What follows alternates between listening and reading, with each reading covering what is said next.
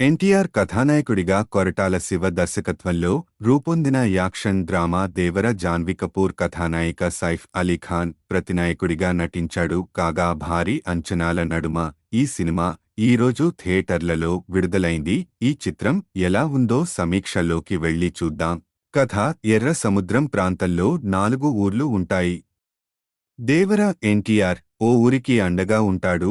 మరో ఊరికి భైరా సైఫ్ అలీ ఖాన్ పెద్దగా ఉంటాడు. మిగిలిన 2 గ్రామాల వారితో కలిసి దేవర, భైర సముద్రంపై వచ్చే షిప్లో దోపిడీ చేస్తుంటారు. ఈ క్రమంలో వచ్చే కొన్ని నాటకీయ పరిణామాల నేపథ్యంలో దేవరకి భైర బ్యాచ్తో గొడవ జరుగుతుంది. అసలు దేవర దేనికి వారికి వ్యతిరేకంగా మారాడు? దేవర ఎవరికీ కనిపించకుండా పోవడానికి కారణం ఏమిటి? ఈ మధ్యలో దేవర కొడుకు వర, యంగ్ ఎన్టీఆర్ పాత్ర ఎందుకు భయపడుతూ ఉంటాడు? వరతో తంగం జాన్వీ కపూర్ ప్రేమ కథ ఎలా సాగింది? చివరకు దేవర కథ ఎలా ముగిసింది? దేవర కోసం వర ఏం చేశాడు అనేది మిగిలిన కథ.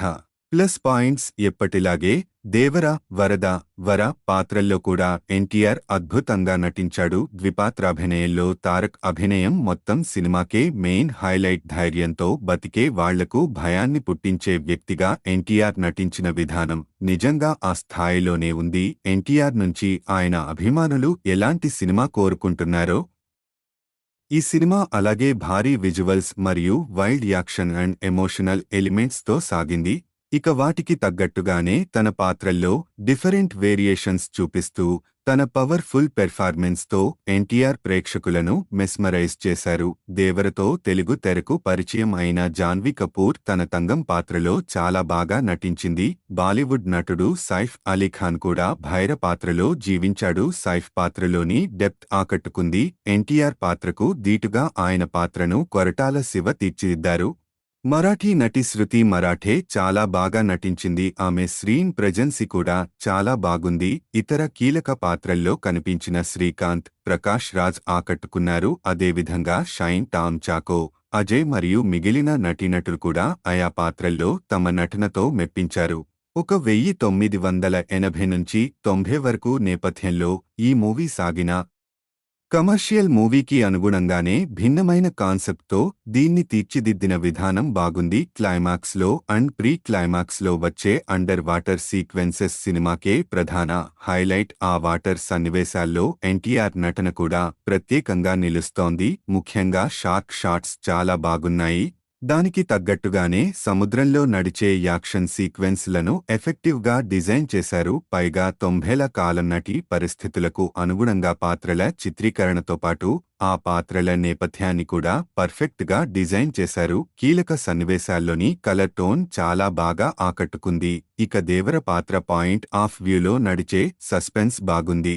మైనస్ పాయింట్స్: బరువైన ఎమోషన్స్తో భారీ విజువల్స్తో వచ్చిన ఈ హై యాక్షన్ ఎమోషనల్ ఎంటర్టైనర్ చాలా వరకు బాగా ఆకట్టుకున్న కథనం పరంగా వచ్చే కొన్ని సీన్స్ సినిమా స్థాయికి తగ్గట్లు పూర్తి స్థాయిలో ఆకట్టుకోవు. అలాగే సినిమాలో ఉన్నంత హైప్ను సినిమా మొత్తం కంటిన్యూ చేయలేకపోయారు. ఇక జాన్వీ కపూర్, ఎన్టీఆర్ల మధ్య లవ్ ట్రాక్ కూడా ఇంకా బెటర్గా ఉంటే బాగుండేది.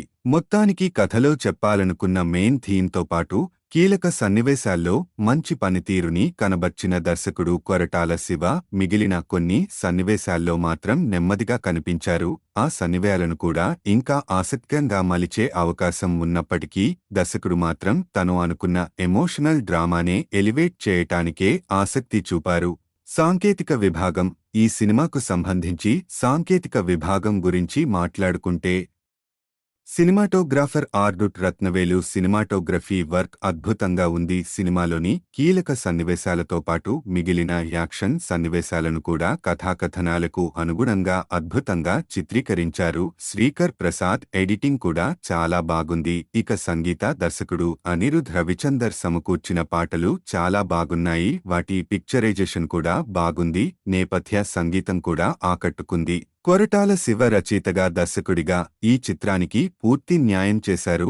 మంచి కథ, బలమైన వైవిధ్యమైన పాత్రలతో చిత్రాన్ని ఆసక్తికరంగా తీర్చిదిద్దారు. కానీ కొన్ని చోట్ల ఆయన కథనాన్ని ఇంకా ఆసక్తికరంగా మలిచి ఉంటే బాగుండేది. నిర్మాతలు మిక్కిలినేని సుధాకర్, కొసరాజు, హరికృష్ణ, నందమూరి కళ్యాణ్ రామ్ ఎక్కడా కాంప్రమైజ్ కాకుండా ఈ చిత్రాన్ని నిర్మించారు. వారి నిర్మాణ విలువలు అద్భుతంగా ఉన్నాయి.